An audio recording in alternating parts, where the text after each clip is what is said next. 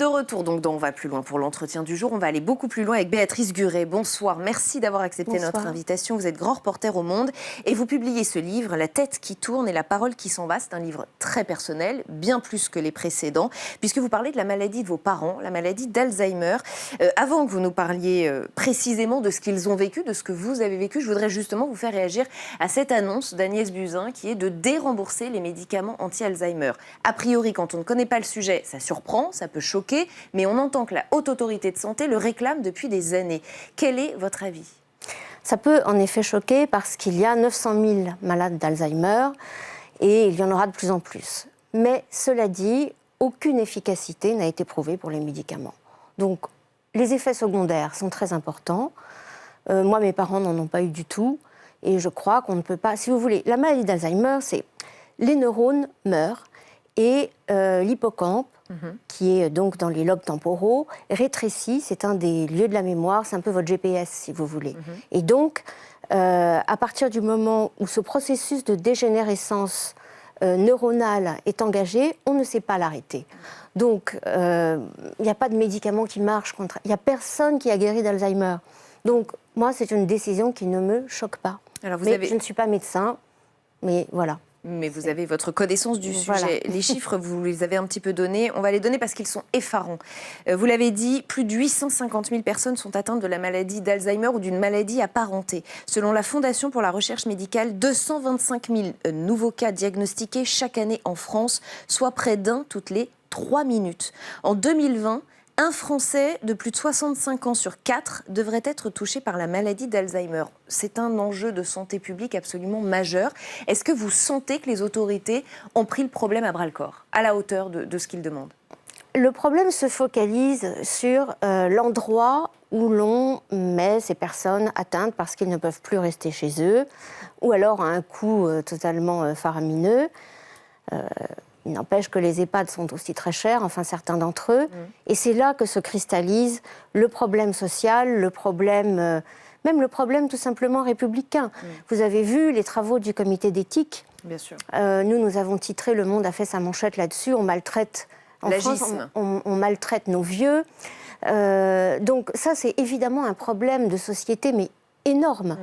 Même si certains prétendent que ça va diminuer, qu'on est moins malade qu'avant, moi j'y crois pas trop. Ce que je constate, ce que je vois, c'est que des cas, partout dans tous les milieux, je ne dis pas à tous les âges parce que c'est évidemment une maladie du grand âge. C'est-à-dire on vit plus longtemps, on vit plus vieux, donc on tombe plus malade d'Alzheimer, qui est donc encore une fois une dégénérescence neuronale. Alors, parlez-nous de votre histoire personnelle, qui est l'objet de ce livre, La tête qui tourne et la parole qui s'en va. Racontez-nous comment tout a commencé, quels ont été les premiers signes. Et on sait que c'est compliqué d'établir un diagnostic sur cette maladie. C'est assez compliqué parce que si, par exemple, une personne âgée dit un mot pour un autre, elle vous dit « Oh là là, c'est horrible de vieillir, toutes mes amies ont Eisenhower ».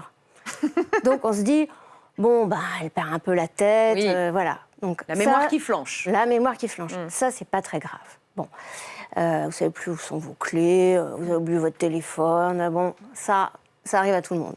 Qui a fait ce film, etc. Bon, on connaît tous ça, surtout après 50, 60 ans. Vous nous rassurez. Bon. En revanche, quand vous avez une désorientation spatio-temporelle très nette, c'est-à-dire ma mère ne retrouvait plus le chemin de chez elle. Oui. Elle va voir une amie qu'elle connaît depuis... elle est née en 1932, elles se sont connues quand elles avaient 16 ans. Donc elles se connaissent par cœur, elles se voient tout le temps. Elle ne sait plus rentrer de chez cette amie à chez elle. Donc des choses comme ça. Mon père, il s'était acheté un smartphone. Il ne comprenait absolument rien de ce que je lui disais. Alors que c'était très simple, je lui faire essayer des sonneries, rentrer ses numéros, le familiariser. Rien ne s'imprimait, en fait. Et puis, évidemment, la mémoire immédiate qui fiche complètement le camp. Il y a ce qu'on appelle les neurones grand-mère, c'est-à-dire qu'on se rappelle des choses très, très anciennes. Ma mère parlait tout le temps de ses parents, qui sont morts depuis plus de 60 ans. Et de Marcel aussi. Et de Marcel. Marcel, avec qui elle avait été quasiment élevée, qui est quasi son jumeau, son frère de lait, qu'elle n'avait pas revu depuis... Plusieurs dizaines d'années. Plusieurs dizaines d'années. C'est-à-dire que à peu près, moi je suis née en 56, voilà, à peu près depuis cette époque-là, depuis 60 ans, 62 ans. Et donc, elle en parlait tout le temps comme de quelqu'un de très proche. C'est-à-dire quelqu'un, ah mais tu sais, il a pris un appartement dans la résidence, il m'emmène au cinéma. Elle vous en parlait comme quelqu'un de présent. De quelqu'un de vivant, de présent, et avec qui elle faisait encore des choses. Elle allait au ciné avec lui. Donc bon, voilà. Et vous racontez dans le livre d'ailleurs que vous l'avez retrouvé, qu'il y a une rencontre qui je l'ai retrouvé, c'était extraordinairement émouvant, oui, bien sûr. Parlez-nous de ce moment peut-être où le diagnostic tombe, parce que c'est un coup de tonnerre. Et là, votre père vous dit c'est une idée tout à fait insupportable. Là, il comprend ce qui se passe. Oui, lui, il comprend ce qui se passe. Ma mère, elle comprend moins bien. Ou elle ne veut pas comprendre, ou elle ne veut pas savoir. Je ne sais pas. Elle est dans le déni. Elle est dans le déni total.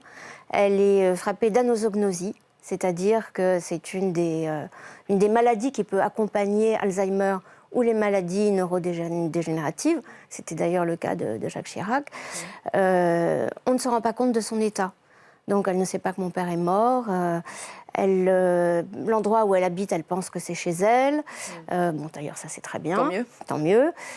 Voilà, tout un... Et nous-mêmes...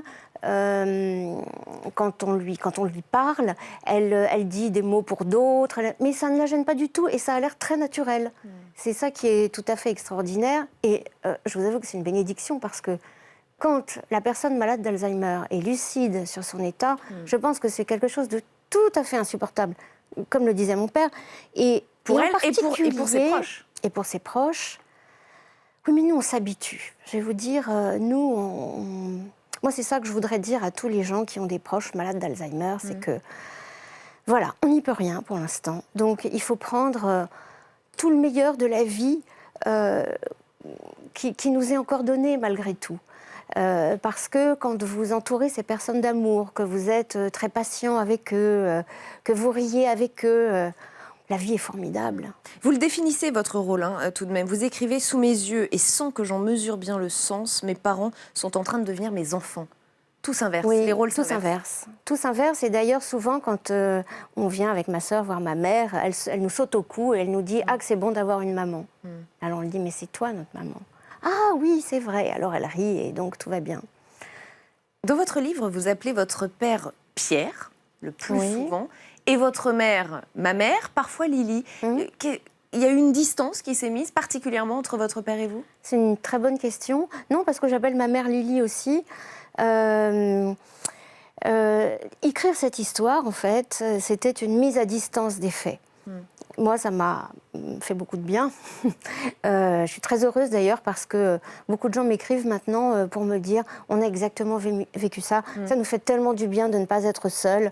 Et puis on a ri aussi beaucoup en lisant votre livre parce que c'est une maladie tragicomique, il faut bien le dire, parce que les télescopages de sens produisent du drôle, du comique.